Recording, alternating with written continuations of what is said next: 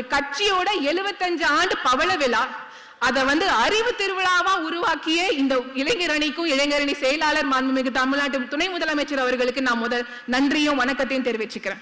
இப்ப போராட்டத்துல பங்கேற்று அவங்க ஜெயிலுக்கு போறாங்க. அவங்களோட ட்விட்டர் பயோல டிராவிடியன் ஸ்டாக்னு மாத்தினப்ப ட்விட்டர்ல எப்படி கதறிட்டு இருந்தாங்கன்னு நம்ம எல்லாருமே பார்த்திருப்போம். அப்படிப்பட்ட ஒரு தலைப்புல இந்த கருத்தரங்கத்தை இன்னைக்கு ஒருங்கிணைச்ச இளைஞர் அணிக்கு நான் முதல்ல நன்றி தெரிவிச்சுக்கிறேன்.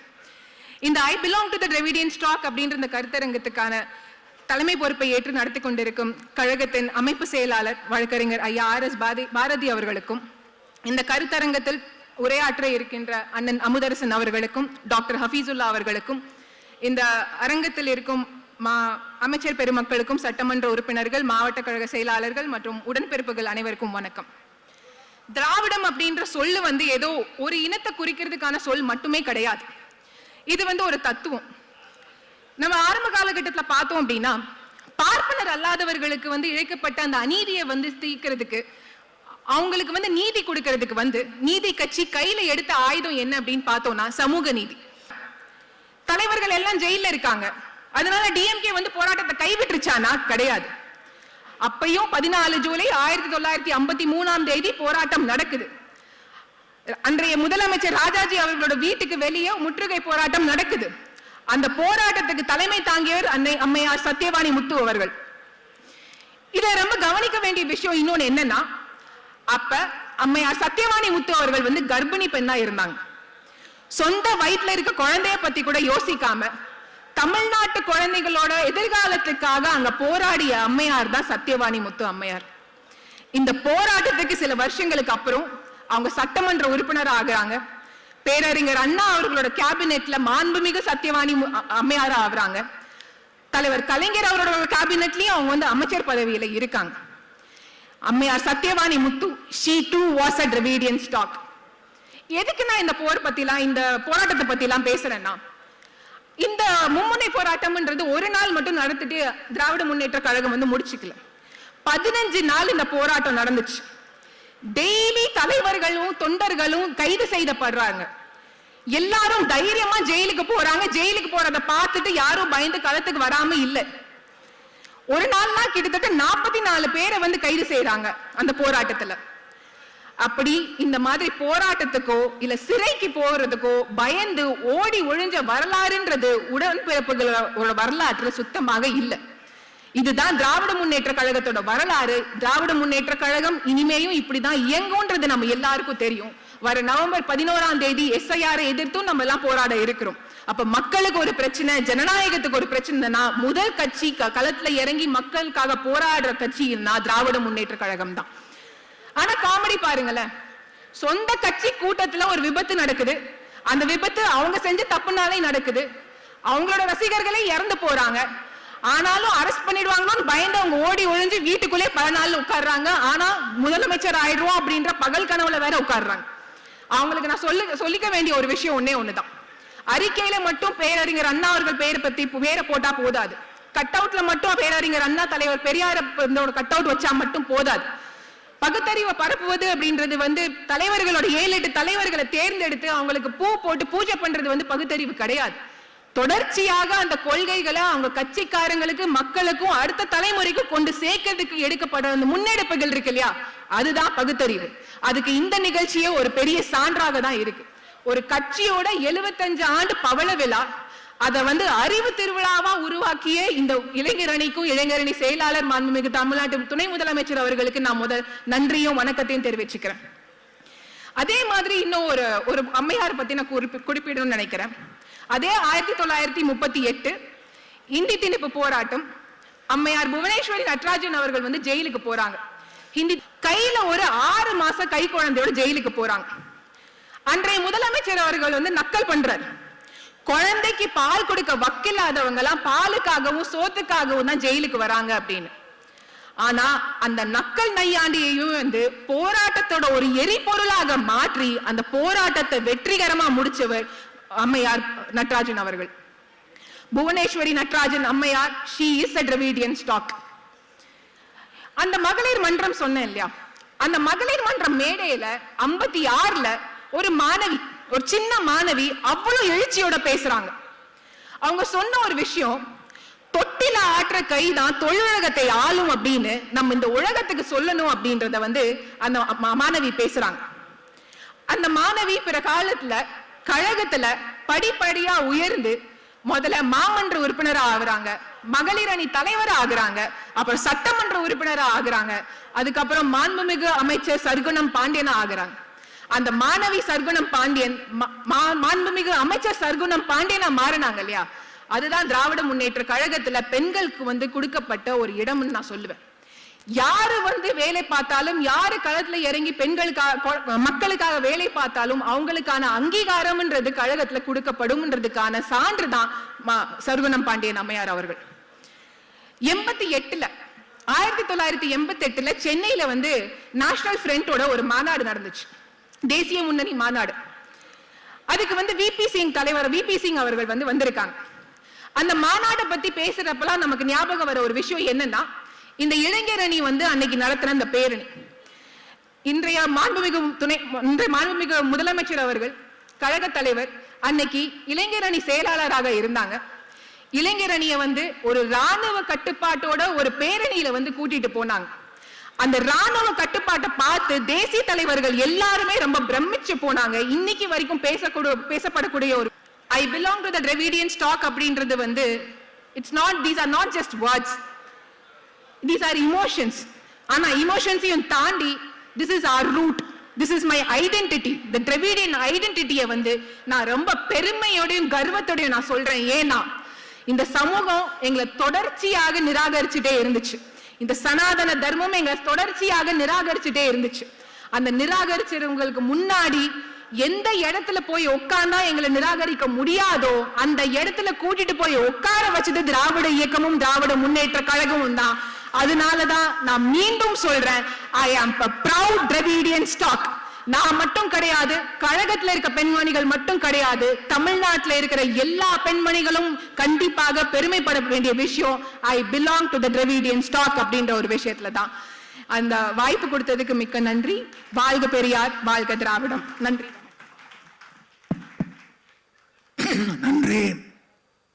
மிக சிறப்பாக டிராவிடியன் ஸ்டாக் யார் யார் என்பதை மகளிர்களுடைய பெயர்களை எல்லாம் இங்கே குறிப்பிட்டார்கள்.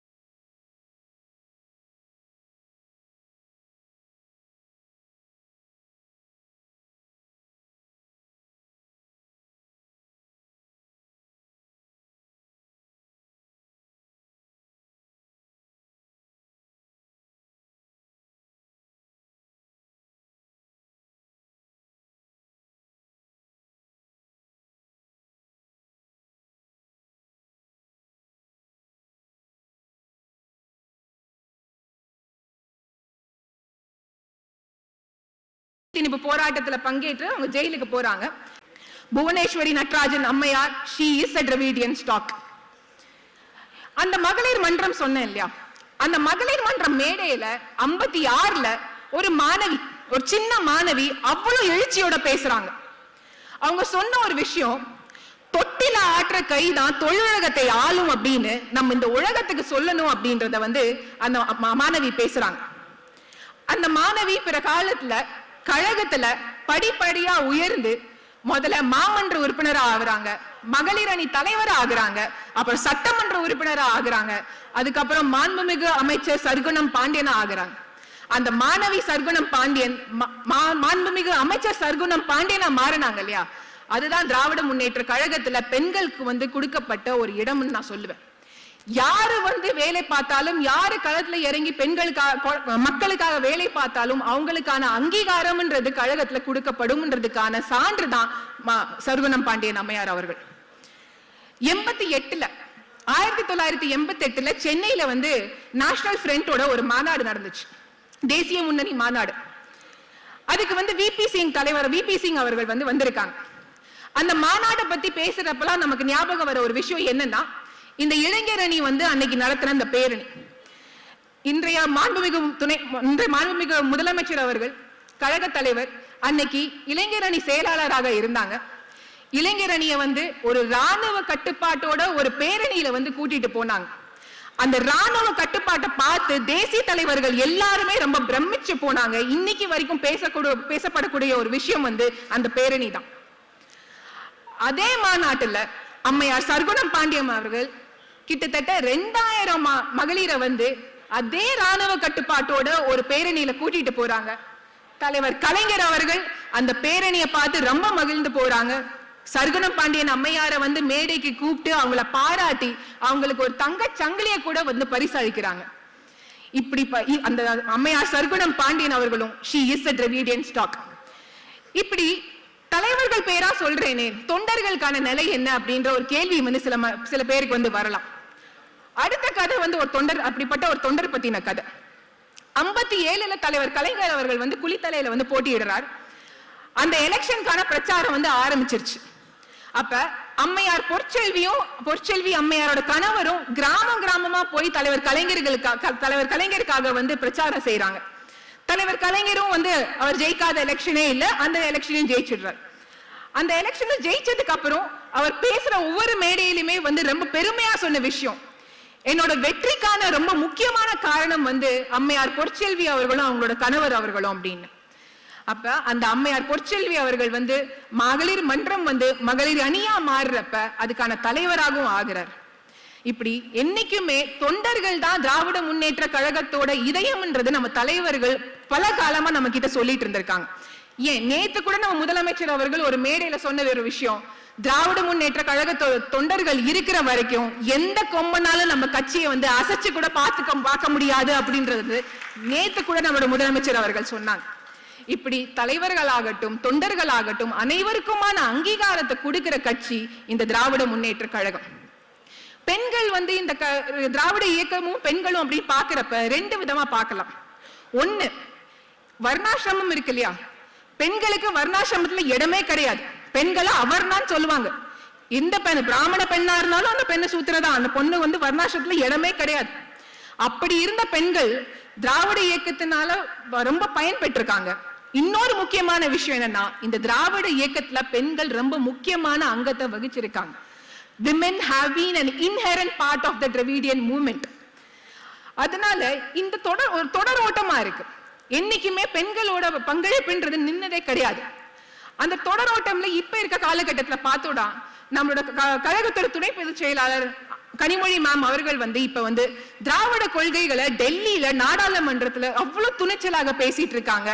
ஒரு ஃப்ளட்டா இருக்கட்டும், ஸ்ட்ராமா இருக்கட்டும், இறங்கி மக்களுக்காக வேலை பார்க்கறாங்க. இந்த மாதிரி அது ஆண் பெண் அப்படின்ற வித்தியாசம் பார்க்காம பெண்களுக்கான இடத்தை தொடர்ச்சியா உறுதி செய்யறது வந்து Dravida Munnetra Kazhagam. Kanimozhi Karunanidhi she is a Dravidian stock.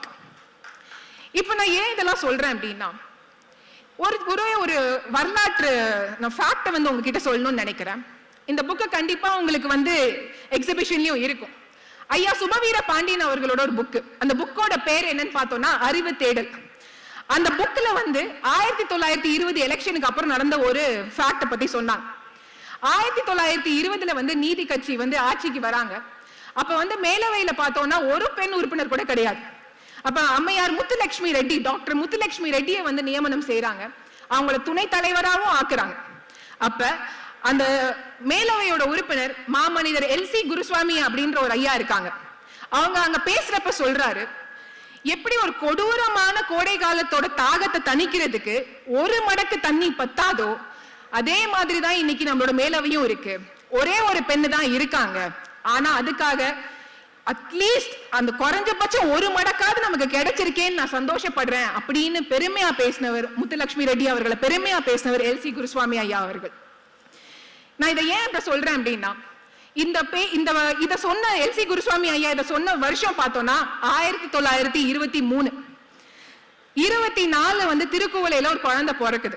அந்த குழந்தைக்கு வந்து 13 வயசுக்கு முன்னாடியே வந்து குழந்தைக்கு வந்து அரசியல பயங்கர ஈடுபாடு. அந்த குழந்தை ஒரு காலத்துல முதலமைச்சராகவும் ஆகுறாங்க. முதலமைச்சர் ஆனதுக்கு அப்புறம் அவங்க என்ன பண்றாங்கன்னா, பெண்களுக்கு உள்ளாட்சியில பார்த்தோம்னா இடஒதுக்கீடு கொண்டு வராங்க. அதே மாதிரி கழகத்துல ஒவ்வொரு படிநிலையிலுமே வந்து பெண்கள் கண்டிப்பாக இருக்கணும். அது கிளை கழகமா இருக்கட்டும், மாவட்டமா இருக்கட்டும், இல்ல பகுதியா இருக்கட்டும், எல்லா படிநிலையிலுமே வந்து பெண்கள் கண்டிப்பாக இருக்கணும்ன்ற சட்ட வடிவத்தையும் கொண்டு வரார். அது வேற யாரும் இல்லை, நம்மளோட தலைவர் கலைஞர் அவர்கள். அதுக்கப்புறம் பார்த்தோம்னா தலைவர் மு.க. ஸ்டாலின் அவர்கள் வந்து இப்ப ஆட்சிக்கு வந்ததுக்கு அப்புறம் அந்த உள்ளாட்சி துறையில வந்து உள்ளாட்சி அமைப்புல வந்து பெண்களுக்கான இடஒதுக்கீடை வந்து 50 விழுக்காட்டா மாத்துறாரு. அது மட்டும் இல்லாம 2006 தலைவர் கலைஞர் அவர்கள் வந்து முதலமைச்சரா இருக்காங்க. மு.க. ஸ்டாலின் ஐயா கழக தலைவர் அவர்கள் வந்து அப்ப வந்து உள்ளாட்சித்துறை அமைச்சராகவும் இருக்காங்க. அந்த நேரத்துல தமிழ்நாட்டுல பார்த்தோம்னா 6 மாநகராட்சி. அந்த 6 மாநகராட்சியில 2006லயே 3 பெண் மேயர்கள், 50 விழுக்காட்டு அன்னைக்கே நம்ம வந்து பெண் மேயர்கள்ல கொடுத்திருந்தோம். சேலம், மதுரை, திருச்சின்னு 3 இடத்துலயும் பெண் மேயர்கள் இருந்தாங்க. இது வந்து தலைவர் மு.க. ஸ்டாலின் அவர்கள் வந்து ஒவ்வொரு மேடையிலையும் அவ்வளவு பெருமையா பேசிட்டு இருந்தாங்க. அப்ப அன்னைக்கு எல்சி குருசுவாமி ஐயா சொன்னதை கேட்டு சரியா புரிஞ்சுக்கிட்ட மாதிரி தலைவர் கலைஞர் அவர்களும் தலைவர் ஸ்டாலின் அவர்களும் ஒரு மடக்கு என்ன உனக்கு குடமா தரேன் அப்படின்னு சொல்லி பெண்களை ரொம்ப முக்கியமான இடத்துல போய் உட்கார்றதுக்கு தொடர்ச்சியாக உறுதுணையா நிக்கிற இயக்கம் திராவிட இயக்கமும் திராவிட முன்னேற்ற கழகம் மட்டும்தான். இது அரசியல் தளத்துல. ஆனா திராவிட முன்னேற்ற கழகமும் திராவிட இயக்கமும் தமிழ்நாட்டு பெண்களுக்கு செஞ்சது இதை விட ரொம்ப ரொம்ப அதிகம். 1929 தந்தை பெரியார் செங்கல்பட்டு மாநாட்டுல வந்து ஒரு கோரிக்கை வைக்கிறார், ஒரு தீர்மானம் போடுறார். பெண்களுக்கு 16 வயசுக்கு அப்புறம் தான் கல்யாணம் பண்ணணும், அவங்களோட கல்யாண திருமண வயது வந்து 16ஆக மாத்தணும் அப்படின்னு. இப்ப யோசிக்கிறப்ப நமக்கு எல்லாருக்கும் கொஞ்சம் சிரிப்பா வரும். என்னடா 16 வயசு சொல்லியிருக்காரு, நமக்கெல்லாம் 25, 26, 30 ஆனாலும் கல்யாணம் ஆக மாட்டேங்குது அப்படின்றது சில பேர் யோசிக்கலாம். ஆனா அன்னைக்கு நம்ம டேட்டா எடுத்து பார்த்தோம்னா ஒரு வயசு பெண் குழந்தைகள்ல வந்து 400 பெண் குழந்தைகள் வந்து கைம்பெண் விதவைகளா இருந்தாங்க. ஒரு வயசு 2ல இருந்து 3 வயசு பெண் குழந்தைகள்ல பார்த்தோம்னா 560 பெண்கள் வந்து அன்னைக்கு கைம்பெண்களா இருந்தாங்க. 4ல இருந்து 5 வயசுல அந்த பெண் குழந்தைகள்ல 6000 பெண் குழந்தைகள் வந்து கைம்பெண்களா இருந்தாங்க. அப்படி இருந்த சூழல்ல ஏன் அப்படி இருந்துச்சுன்னா, இந்த சனாதன தர்மம் தொடர்ச்சியாக பெண்களை வந்து ஒரு சொத்தாக தான் பார்த்துச்சு. கல்யாணம் பண்ணி குழந்தை பிறந்த உடனே கல்யாணம் பண்ணி கொடுத்து அந்த பெண்ணோட வாழ்க்கை என்ன நடக்குது அப்படின்ற கொஞ்சம் கூட கவலை இல்லாம பெண்களை ஒரு சொத்தா மட்டும் நடத்திட்டு இருந்த அந்த தர்மத்தை எதிர்த்து பெண்களோட திருமண வயதை வந்து உயர்த்தணும்னு தொடர்ச்சியாக போராடியவர் தந்தை பெரியார். அது மட்டும் இல்லாம சுயமரியாதை திருமணம் அப்படின்ற ஒரு முறையையும் கொண்டு வந்து மக்கள் கிட்ட கொண்டு போய் சேர்க்கிறார். தமிழ்நாட்டுல சுயமரியாதை திருமணம் நடந்துகிட்டே இருக்கு. அப்புறம் 1953 உச்ச நீதிமன்றத்துல வந்து ஒரு தீர்ப்பு வருது, இந்த சுயமரியாதை திருமணம் எல்லாம் செல்லாது அப்படின்னு. இந்த சுயமரியாதை திருமணம் வாயிலாக பிறந்த குழந்தைகள் எல்லாமே வந்து இல்லெஜிட்டிமேட் சில்ட்ரன் அப்படின்ற தீர்ப்பு வருது. ஆனா மக்கள் அதுக்கெல்லாம் வந்து கொஞ்சம் கூட வந்து மதிக்கவே கிடையாது. நீ என்ன தீர்ப்பு வேணாலும் போடு, என்ன ஜட்மெண்ட் வேணாலும் கொடு, எங்களுக்கு தந்தை பெரியார் சொல்றதுதான் தீர்ப்பு. சுயமரியாதை திருமணம் நடந்துகிட்டே இருந்துச்சு. பேரறிஞர் அண்ணா அவர்கள் ஆட்சிக்கு வந்ததுக்கு அப்புறம் சுயமரியாதை திருமணத்துக்கு சட்ட அங்கீகாரம் கொடுக்கிறாரு. அது மட்டும் இல்லாம இதுவரைக்கும் நடந்த எல்லா சுயமரியாதை திருமணங்களும் செல்லும் அப்படின்னு கொண்டு வராரு. எந்த ஹைகோர்ட் சொன்ன அந்த எல்லா இல்லெஜிட்டிமேட் சில்ட்ரன் எல்லாருக்குமே வந்து லெஜிட்டிமேட் சில்ட்ரன் அப்படின்ற அங்கீகாரத்தின் பேரறிஞர் அண்ணா அவர்கள் கொடுக்கிறார். தந்தை பெரியார் அவர்கள் சொன்ன ஒவ்வொரு விஷயமாக இருக்கட்டும், பெண்களுக்கு சொத்துரிமை, அது வரைக்கும் ஆண்களோட சொத்தாக மட்டும் பார்க்கப்பட்ட பெண்களுக்கு சொத்துரிமை இருக்குன்னு கொண்டு வந்தது தலைவர் கலைஞர் அவர்கள். தந்தை பெரியார் அவர்கள் வந்து செங்கல்பட்டு மாநாடுல சொல்றாரு, பெண்கள் வந்து ராணுவத்திலையும் போலீஸ் போர்ஸ்லயும் கண்டிப்பாக எடுத்துக்கணும், அவங்கள சேர்க்கணும்னு சொல்றாரு. முதன்முறையா தலைவர் கலைஞர் அவர்கள் தான் 73ல 22 பெண்களை செலக்ட் பண்ணி அவங்களுக்கு ட்ரைனிங் கொடுத்து, ஒரு வருஷம் ட்ரைனிங் கொடுத்து 74ல 22 பெண்களை ஸ்டேட் போலீஸ் போர்ஸ்ல வந்து மர்ஜ் பண்றார் தலைவர் கலைஞர் அவர்கள். இப்படி பெண்களுக்காக தொடர்ச்சியாக பாடுபட்ட இயக்கம் திராவிட இயக்கம், திராவிட முன்னேற்ற கழகம் மட்டும்தான். யோசிச்சு பாருங்களேன், ஒரு காலகட்டத்துல பெண் சிசு கொலை அப்படின்றது ரொம்ப அதிகமா இருந்துச்சு. எதனால இருந்துச்சு? பொண்ணுங்களை வீட்டுக்குள்ள படிக்க வைக்கவே மாட்டாங்க. எதனால? பொண்ணுன்னு பெத்துட்டா பொண்ணோட கல்யாணத்துக்கு செலவு பண்ணும், வரதட்சணை கொடுக்கணும், அதுக்குதான் செலவு பண்ணுவோம். அது படிச்சு என்ன பண்ண போது, அதுக்கு எதுக்கு நாங்க செலவு பண்ணுவோம்? என் பையன் தான் எனக்கு சோறு போட போறான், பையனுக்கு மட்டும் தான் செலவு பண்ணாங்க. அதை புரிஞ்சு தலைவர் கலைஞர் அவர்கள் சொன்னாரு, உன் பொன் பிள்ளைய வந்து நீ 8வது வரைக்கும் படிக்க வை, அந்த திருமண உதவியா நான் வந்து 5000 ரூபாய் தரேன் அப்படின்றார். எல்லாரும் படிக்க வைக்கிறாங்க. உடனே நம்ம தலைவர் தான் கெட்டிக்காரர்ல, கோல் போஸ்ட மாத்துறார். சரி, 8வது வரைக்கும் படிக்க வச்சிட்டாங்க. அடுத்து 10வது வரைக்கும் படிக்க வை, 25000 தரேன் அப்படின்றார். எல்லாரும் 10வது வரைக்கும் படிக்க வைக்கிறாங்க. இப்படி கிச்சன்ல இருக்கிறதுக்கு மட்டும்தான் நீ லாயக்குன்னு சொல்லிட்டு இருந்த பெண்களை திட்டங்கள் வாயிலாக தொடர்ச்சியாக ஸ்கூலுக்கு காலேஜுக்கும் கூட்டிட்டு வந்தது தலைவர் கலைஞர் அவர்கள். சரி, ஸ்கூலுக்கு கூட்டிட்டு வந்துட்டார். அந்த ஸ்கூலுக்கு போக கஷ்டப்படக்கூடாது, ஸ்கூல் வந்து வீட்டுக்கு பக்கத்துல இருக்கணும் அப்படின்ட்டு முதல் முறையாக இந்த மாநிலத்துல வந்து ஒரு கல்வி கொள்கையை வந்து கொண்டு வருது தலைவர் கலைஞர் அவர்கள். இருக்கிற ஸ்கூலுக்கு போறதுக்கும் கஷ்டப்படக்கூடாது, செலவு பண்ணக்கூடாதுன்றதுக்காக கட்டணமே இல்லாத ஃப்ரீ பஸ் பாஸ் மாணவர்களுக்கு கொடுத்தது தலைவர் கலைஞர் அவர்கள். அது மட்டும் இல்லாம காலேஜுக்கு போறியா, நீ ஃபர்ஸ்ட் ஜெனரேஷனா, உனக்கு ஸ்காலர்ஷிப் கொடுக்கிறேன், எந்த ஜாதியா இருந்தாலும் பரவாயில்ல, உனக்கு ஸ்காலர்ஷிப் கொடுக்கிறேன்னு கொடுத்தது தலைவர் கலைஞர் அவர்கள். அதையும் தாண்டி இப்ப அதோட நீட்சியாக தான் நம்மளோட மாண்புமிகு முதலமைச்சர் அவர்கள் வந்து இன்னைக்குமே பார்த்தோம் அப்படின்னா பெண்களுக்காக தான் ஒவ்வொரு திட்டமும் பார்த்து பண்ணிட்டு இருக்கோம். தலைவர் கலைஞர் அவர்கள் அரசாங்க வேலையில பெண்களுக்கு வந்து 30% இடஒதுக்கீடு கொண்டு வந்தார். நம்ம மாண்புமிகு முதலமைச்சர் அவர்கள் அதை 40% வந்து உயர்த்துறாங்க. அதுக்கப்புறம் வந்து இப்ப வந்து பெண்களை படிக்க வச்சாச்சு, வேலையும் உறுதி செஞ்சாச்சு. ஒரு இடத்துல இருந்து இன்னொரு இடத்துக்கு போகணும் அப்படின்னா பெண்களுக்கு வந்து டிரான்ஸ்போர்ட் வேணும், ஆங்கிலத்துல மொபிலிட்டின்னு சொல்லுவோம். விடியல் பயணம் திட்டம் வாயிலாக முதலமைச்சர் அவர்கள் அந்த மொபிலிட்டியும் வந்து என்ஷோர் பண்றாரு. ஒவ்வொரு நாளைக்குமே தமிழ்நாட்டுல மட்டும் 57 லட்சம் பெண்கள் வந்து விடியல் பயணம் திட்டத்தை வந்து பயன்படுத்திட்டு இருக்காங்க. ஒவ்வொரு வீட்டுல இருக்க ஒவ்வொரு பெண்ணோட சுயமரியாதை நிலைநாட்டுறது வந்து கலைஞர் உரிமை தொகை வாயிலாக. நான் ஒரு 2 விஷயத்தை மட்டும் சொல்லி நான் உரையை முடிச்சுக்கிறேன். கல்வியில் சிறந்தது தமிழ்நாடு அப்படின்ற ஒரு நிகழ்ச்சி வந்து சமீபமா நடந்துச்சு. அதுல 2 எடுத்துக்காட்டு. கவர்மெண்ட் ஸ்கூல்ல படிச்ச பொண்ணு, அந்த பொண்ணு கவர்மெண்ட் ஸ்கூல்ல படிச்சுட்டு காலேஜுக்கு போறாங்க. காலேஜுக்கு போறப்ப கழக தலைவர் அவர்களால் கொண்டு வரப்பட்ட புதுமை பெண் திட்டத்தோட பயனாளியா இருக்காங்க. அதுக்கப்புறம் நான் முதல்வன் திட்டத்துல வந்து ட்ரைனிங் எடுக்கிறாங்க, யூபிஎஸ்சி எக்ஸாம் எழுதுறாங்க, டாப் ரேங்க் எடுத்திருக்காங்க. இப்ப அவங்க வந்து கலெக்டர் ஆக போறாங்க. இது ஒண்ணு. இன்னொன்னு, ஒரு ஆட்டோ ஓட்டுநரோட பொண்ணு கவர்மெண்ட் ஸ்கூல்ல படிச்சுட்டு நான் காலேஜுக்கு போயிட்டு நான் முதல்வன் திட்டத்துல வந்து ட்ரைனிங் எடுத்துட்டு ஒரு ஜப்பான் கம்பெனில வந்து பிளேஸ் ஆகி ஜாப்பனீஸ வந்து கத்துக்கிட்டு, நான் முதல்வன் திட்டம் வாயிலாக கத்துக்கிட்டு அன்னைக்கு முதலமைச்சர் முன்னாடி அந்த ஜாப்பனீஸ் மொழிய அவ்வளோ ஃப்ளூவெண்டா பேசினாங்க அந்த பொண்ணு.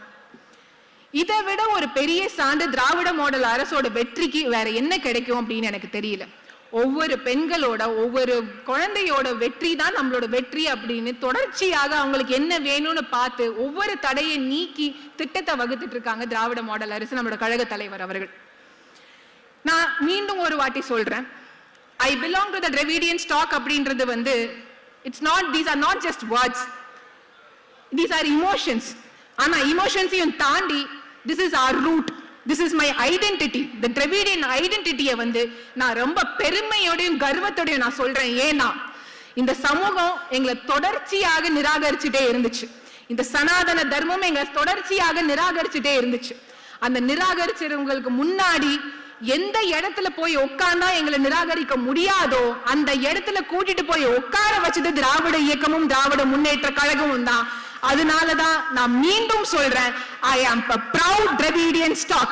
நான் மட்டும் கிடையாது, கழகத்துல இருக்க பெண்மணிகள் மட்டும் கிடையாது, தமிழ்நாட்டில் இருக்கிற எல்லா பெண்மணிகளும் கண்டிப்பாக பெருமைப்பட வேண்டிய விஷயம் ஐ belong to the Dravidian stock அப்படின்ற ஒரு விஷயத்துல தான். அந்த வாய்ப்பு கொடுத்ததுக்கு மிக்க நன்றி. வாழ்க பெரியார், வாழ்க திராவிடம். நன்றி. நன்றி. மிக சிறப்பாக டிராவிடியன் ஸ்டாக் யார் யார் என்பதை மகளிர்களுடைய பெயர்களை எல்லாம் இங்கே குறிப்பிட்டார்.